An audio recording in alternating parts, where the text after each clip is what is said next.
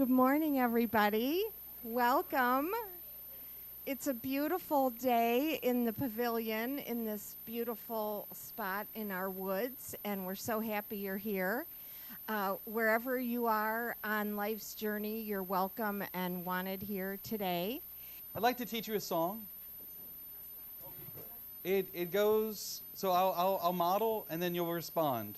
And then we'll sing it together 2 times. The lyrics are in your worship folders.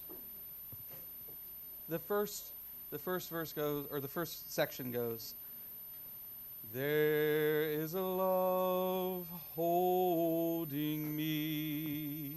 Can you do it? There is a love holding me.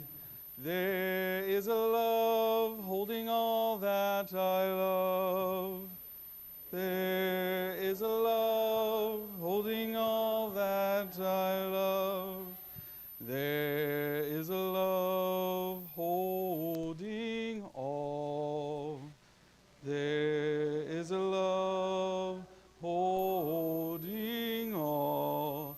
I rest in this love. I rest in this love. Let's put it all together. There is a love holding me. There is a love holding all that I love. There is a love holding all. I rest in this love. There is a love holding us. There is a love holding all that we love. There is a love holding all.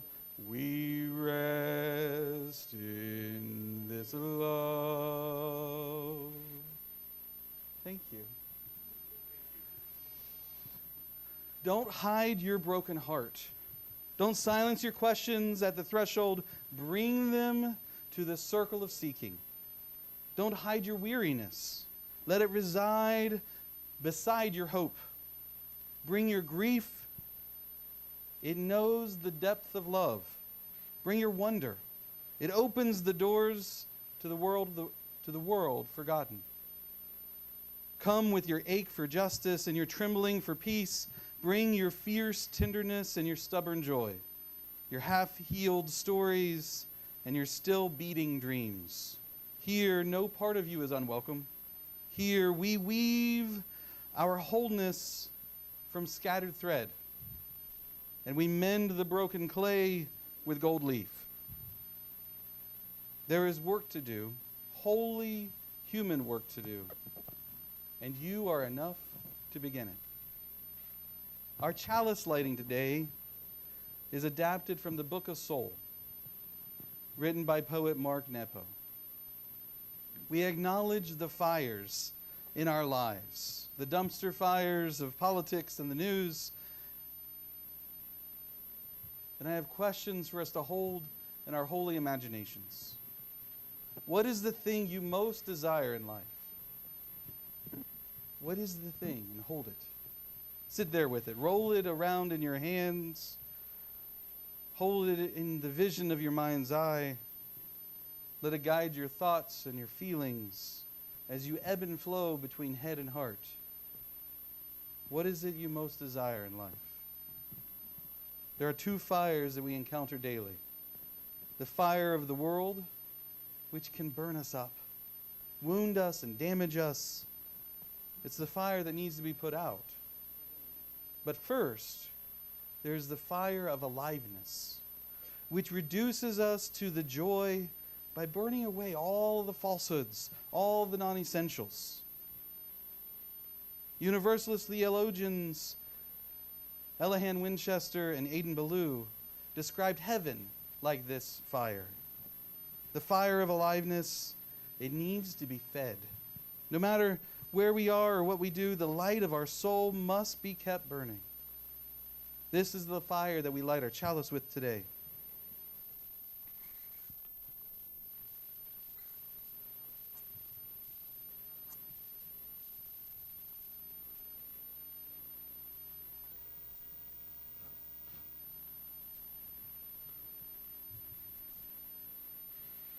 There is a tension that all of us face sometime in our lives, sooner or later. How to be touched by life without being consumed by its fire. And how true is that? I need you to talk to me. I'm going to be vulnerable and ask for that. So I need you, when you hear something true, I need you to name it as truth. I believe that we are connected, and when we can communicate, we're so much better for that. So I welcome amens. If you hear something thought-provoking, I welcome the deep And if that's too far outside your wheelhouse, snaps. So we'll start with our opening hymn. Because we are meeting jointly, and because I've been fascinated by what I've been learning at work about the ecumenical nature of the chaplaincy at the VA where I work, I want to preface what we're going to sing.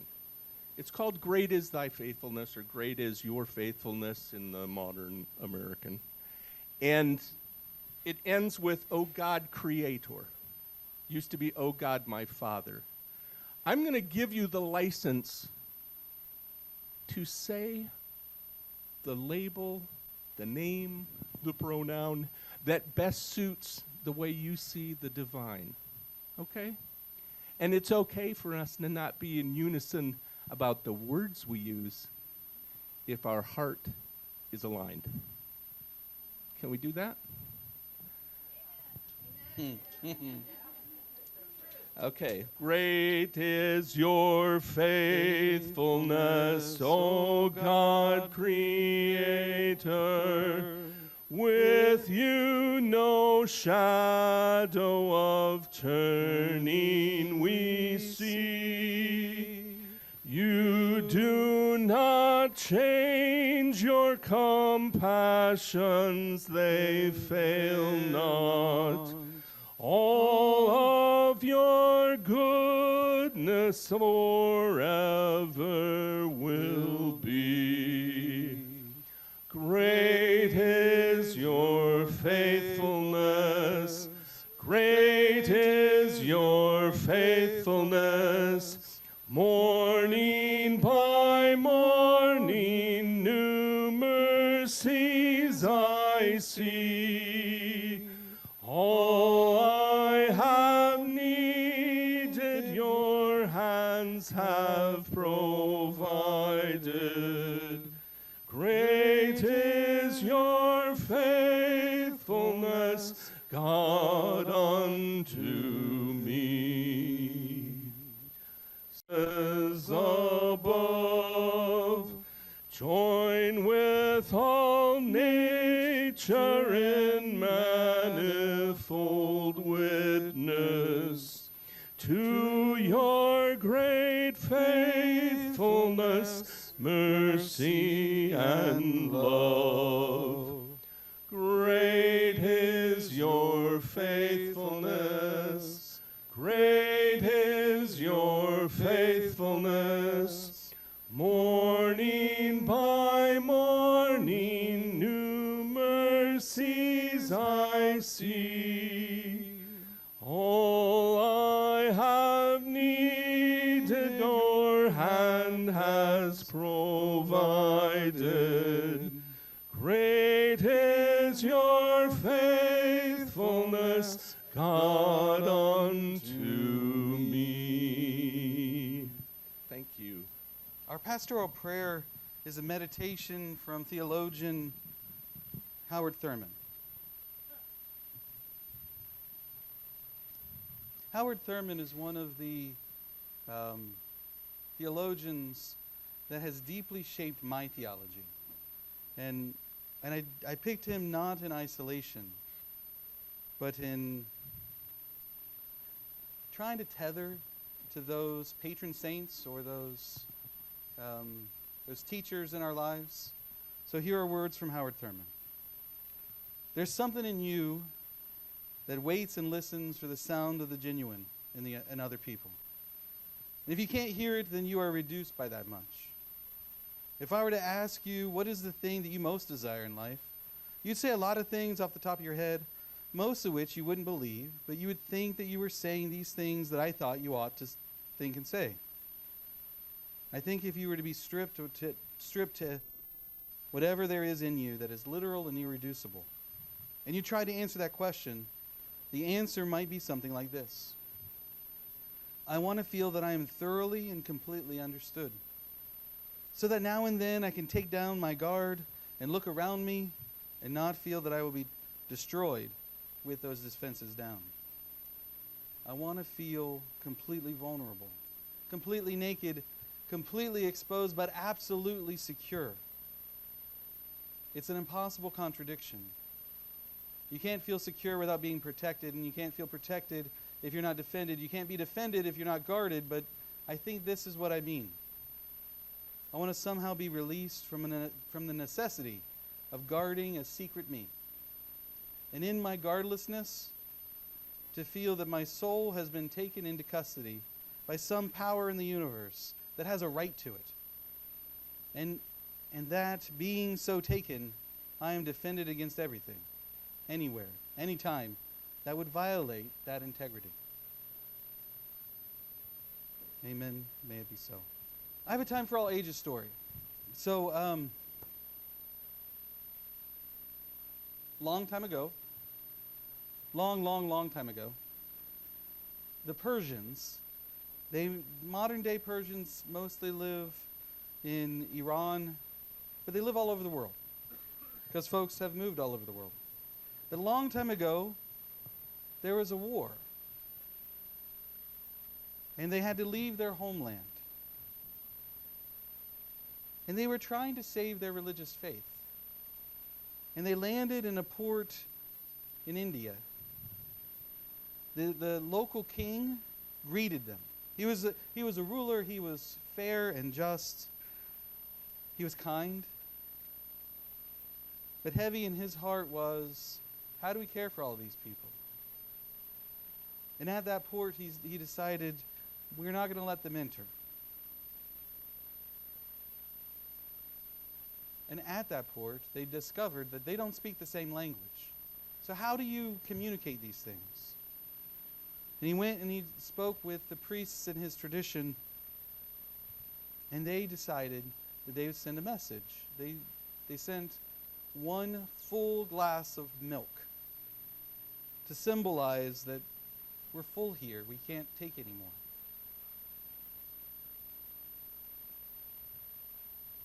The Persians saw this, and they went back to their leaders and their priests, and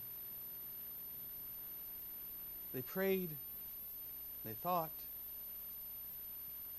and they decided to take that milk, to heat it up. And they stirred in they stirred in sugar. 1 cup of sugar, 2 cups of sugar. They stirred in cinnamon. And it's still in that same full glass of milk, but there's more room. And they took it and they delivered it to the king, this delicious, cinnamony, sugary milk. And the king saw it and drank it and decided to welcome these immigrants fleeing war.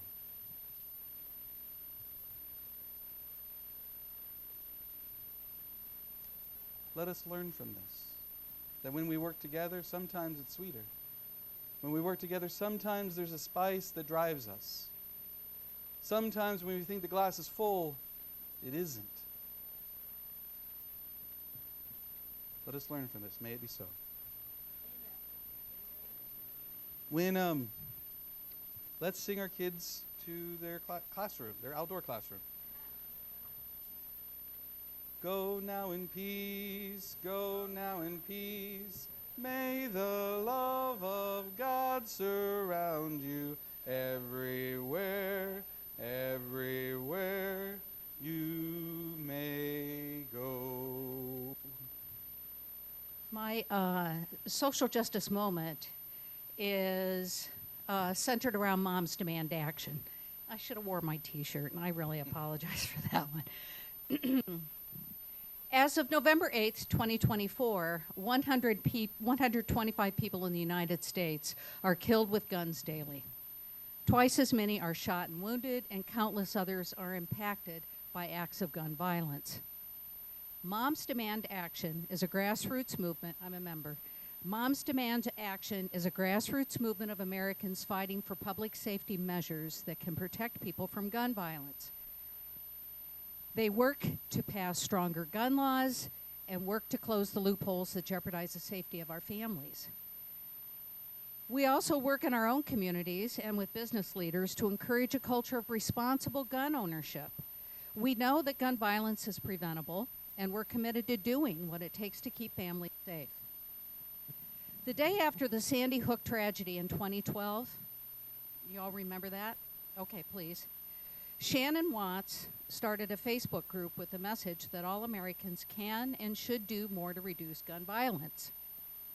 This is not a group that's anti-gun, by the way. That's misinformation. The online conversation turned into Moms Demand Action, a movement of moms, dads, students, families, concerned citizens, and survivors working together with our partners in the gun violence prevention movement to end this uniquely American crisis. Moms Demand Action has chapters in every state of the country and Washington, D.C., and is part of Every Town for Gun Safety, the largest gun violence prevention organization in the country with nearly 11 million supporters, and the host of all the scientific evidence that supports gun prevention, or prevention from gun violence. Moms is not only for moms, grandmas, aunts, cousins, neighbors. Moms is for men who care about their kids, grandkids, students, the cul-de-sac kids, your kiddos' health and welfare. I became interested in moms right after Parkland. Took that long. Recruited by my dear friend Beth and living in the middle of Wyoming, that's where I lived, I knew I had to do something. Each chapter of Moms is action-oriented. Based in empirical scientific evidence, each chapter develops a focus. For rural Wyoming, it was gun safety. Every town developed a pretty catchy public service program titled Be Smart, focused on having conversations with children about guns and caregivers around gun safety. The acronym became a tool of conversation with law enforcement in our community of Cheyenne, Wyoming, among other entities. And it made sense. Gun locks, variety of other things. SMART, S-M-A-R-T, stands for S, secure all guns in your homes and vehicles. M, model responsible behavior around guns. A, ask about unsecured guns in others' homes. R, the role of guns in suicide. And I'm going to get a little bit more to that. And T, tell your peers to be smart. The Be Smart framework is designed to help parents and adults normalize conversations about gun safety and take responsible actions that can prevent child gun deaths and injuries. This public service program didn't fit so well initially in Wyoming. Folks just couldn't get past the misinformation and fear that misinformation generates. Still, Moms continues to fight the good fight, not only in Wyoming, but in other states, including Ohio. Let me give you a little bit of a few stats here about Ohio alone, the Ohio gun violence statistics. In an average year, 1,770 people die by guns, with a rate of 15.1 deaths per 100,000. Ohio has the 24th highest rate of gun deaths in the United States, and we rank 56th well, no, excuse me, 56% of those gun deaths in Ohio are what? Suicide. Nationally, 45,738 people die by guns in an average year, a rate of 13.6 deaths per 100,000 people. And I have the source if you're interested in that. This is a 5-year average, by the way. If Ohio had the gun death rate of our 9 national leaders, the 9 states with the strongest gun safety laws, we could save approximately 11,603 lives in the next decade. Not that many, right? As most of you know, Ohio has made very little progress with its weak gun safety laws, and in fact, legislators are still actively working to remove protections in the Buckeye State.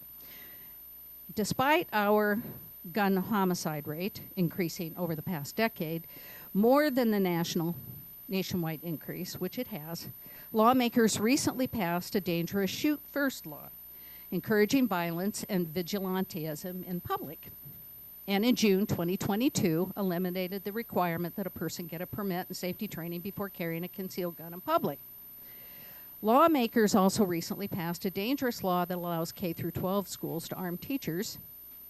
And on June, am I right, Madeline? And on June 22nd, DeWine signed a law that required teachers to get 24 hours of training, however. Prior to that, that didn't happen. So I know I'm preaching to the choir, some of you are in this choir, but groups like Moms are still out there fighting the good fight. And they are a bunch of people that look like me. May we join them and or support them. Thank you. The ancient scripture reading is from Exodus 3, 1 through 6. Moses was shepherding the flock of Jethro, his father-in-law, the priest of Midian. He led the flock to the west end of the wilderness and came to the mountain of God, Horeb. The angel of God appeared to him in flames of fire blazing out the middle of a bush. He looked. The bush was blazing away, but it didn't burn up. Moses said, "What's going on here? I can't believe this. Amazing. Why doesn't this bush burn up?" God saw that he had stopped to look. God called to him from out of the bush, "Moses, Moses." He said, "Yes, I'm right here." God said, "Don't come any closer. Remove your sandals from your feet. You're standing on holy ground." Then he said, "I am the God of your father, the God of Abraham, the God of Isaac, the God of Jacob." Moses hid his face, afraid to look at God. And the modern reading, which is rather long, is called All About Love, New Visions by Bell Hooks. Sorry. Living life in touch with divine spirit tells us, lets us see the light of love in all living beings. That light is a resurrecting life force. A culture that is dead to love can only be resurrected by spiritual awakening. On the surface, it appears that our nation has gone so far down the road of secular individualism, worshiping the twin gods of money and power, that there seems to be no place for spiritual life. The crisis of American life does not seem to be generated by lack of interest in spirituality. However, this interest is constantly co-opted by the powerful forces of materialism and hedonistic consumerism. In the conclusion of his insightful work, The Art of Loving, written in the mid-50s but still relevant in today's world, psychoanalyst Erich Fromm courageously calls attention to the reality that the principle underlying capitalistic society and the principle of love are incompatible. He contends our society is run by a managerial bureaucracy, by professional politicians. People are motivated by mass suggestion. Their aim is producing more and consuming more as purposes in themselves. The cultural emphasis on endless consumption deflects attention from spiritual hunger. We are endlessly bombarded by messages that tell us that our every need can be satisfied by material increase. Artist Barbara Kruger created a work proclaiming, "I shop, therefore I am," to show the way consumerism has taken over mass consciousness, making people think They are what they possess. While the zeal to possess intensifies, so does the sense of spiritual emptiness. Because we are spiritually empty, we try to fill up on consumerism. We may not have enough love, but we can always shop. Our national spiritual hunger springs from a keen awareness of the emotional lack in our lives. It is a response to lovelessness. Going to church or temple has not satisfied this hunger surfacing from deep within our souls. Organized religion has failed to satisfy spiritual hunger because it has accommodated secular demands, interpreting spiritual life in ways that uphold the values of a production-centered commodity culture, holding a logic that suggests that the poor have chosen to be poor, have chosen their suffering. Such thinking removes from all of us who are privileged the burden of accountability. Rather than calling us to embrace love and greater community, it actually requires an investment in the logic of alienation and estrangement. So we started by naming some of the fires, as poet Mark Nepo wrote. The two fires that we face every day, the fire of the world, which can burn and destroy, and the fire of aliveness, which burns away falsehood. And that fire, that inner fire, that fire of aliveness, that's what I'd like us to imagine this morning. We need imagination. Not just for creativity's sake, not just for aesthetics, but we need imagination for survival, for liberation, for community. Bell Hooks tells us that our spiritual hunger, the ache that we carry, isn't due to a lack of religion or doctrine or ritual. It's because we live in a culture of lovelessness, a society more invested in capital and consumption than connection and care. Our national spiritual hunger springs from the keen awareness of the emotional lack in our lives. We may not have enough love, but we can always shop. The fire of consumerism burns hot, but it doesn't warm. It scorches. It leaves us empty. What we need is a fire that burns without consuming. That's what Moses encountered. This is one of the most sacred stories that both of our traditions have inherited. Moses goes to his work, tending to the sheep in their wilderness, and he sees something strange. A bush ablaze, but it wasn't consumed. Moses doesn't walk away. He doesn't scroll past. He says, I must turn aside and look at this great sight. And in that moment when he dares to turn toward mystery, he hears a voice, Moses, take off your sandals. You're standing in holy ground. This fire, this unconsuming fire, is a symbol of presence, of the sacred, of the call to liberation. Moses is being invited into a dream so much bigger than himself. He was being asked to imagine something so audacious, the idea and action of freeing people, of freeing a people, his people. But first he had to stop. He had to notice. He had to pay attention to the fire that burns but doesn't destroy. He had to imagine something different. I've just spent a week at Summer Institute. That's the UU family camp for this region. And it's held in Oberlin. And so I had the chance to preach from the same pulpit as Frederick Douglass. And he preached from this pulpit in January of 1854 saying, what to the slave is the 4th of July? Sacred ground. Steps away from there, at Oberlin College's chapel, Dr. Martin Luther King preached in 1964, delivering an address famously entitled Remaining Awake Through a Great Revolution. These are still our fires. They are still fires that burn in us. This call to liberation, this call to to be present with one another, to acknowledge the shared humanity in each other. And we still have these burning bushes, these moments of clarity calling us the beauty of our siblings, interrupt our daily lives, and says, this is holy ground. That each of us is holy and beautiful, worthy of love, worthy of personal safety, worthy of personal agency to dream of futures together, helping them to be realized, helping them to materialize. But do we stop? Do we let ourselves turn aside? Do we listen to that voice? Howard Thurman talked about the voice. Something in you waits and listens for the sound of the genuine in other people. But he also says that most of us are too guarded to hear it, too afraid to be vulnerable, too accustomed to being consumed by the wrong fire. And so that's why imagination is so powerful. It allows us to reimagine the world as if we listened to that sound, as if we fed the fire of aliveness instead of the fire that gives us anxiety, exhaustion. It allows us to say, I can be vulnerable and I can be safe.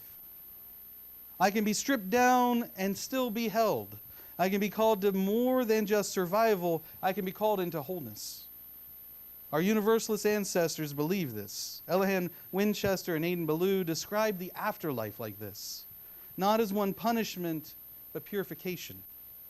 A fire that burns away all that separates us from divine love, all that separates us from one another.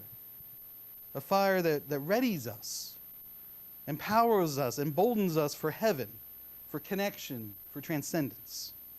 And I think we have that fire here. If we imagine it, if we dare, we have that fire here. Now, it's in our chalice lightings, it's in our prayer vigils, it's what happens when we connect to one another, when we see our shared humanity in the person that we're looking at. It's when we turn our love lights on, it's when we connect, discern our individual compasses, our moral standing, when we take that step toward love. It burns in the heartbreak that pushes us to act. It burns the tenderness that makes us weep. It burns in the sacred encounter where we dare to show up fully human, fully alive, declaring that your pain matters to me. Your joy matters to me. Your wholeness is tied to mine. And so this is a dream, audacious dream, to let your life be touched by fire, not the fire that consumes, but the fire that transforms, welding us together interdependently.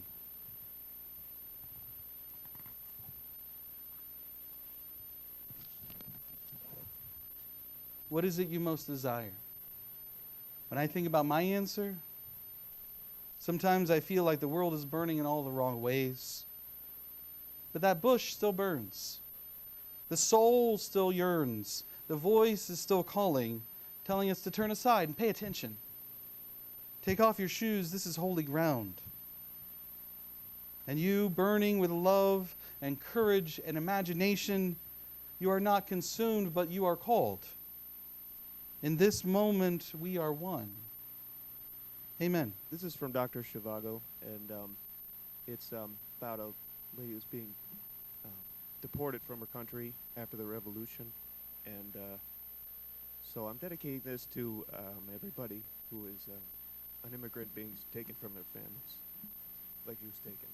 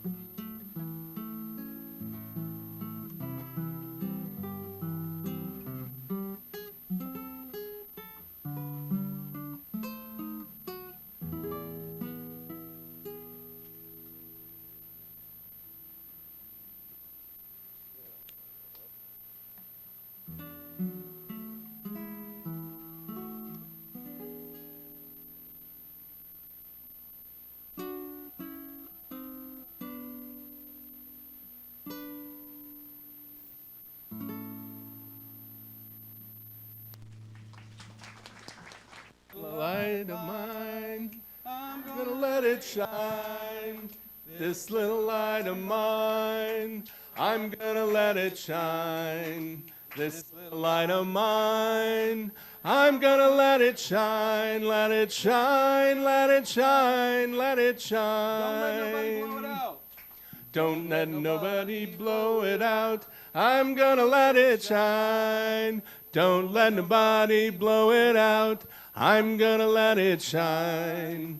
Don't let anybody blow it out. I'm gonna let it shine, let it shine, let it shine, let it shine. Thank you. Will you pray with me? Spirit of life, Spirit of justice, Spirit of truth, be with us. Keep us in the fire of aliveness. Keep us seeing our siblings and their value, seeing the earth and our connection, and seeing the divine in all aspects of our life. May it ever be so. Amen. So this is just a fun one.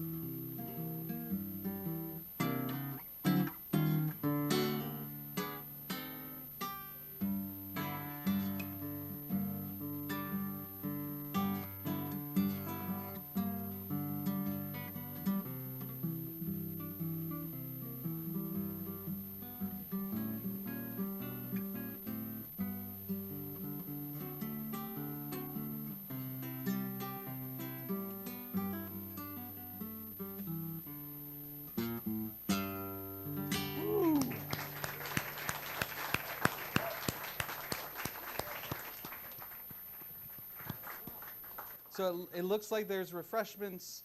So stay, linger, hang out, talk to one another, go in peace, and cause good trouble.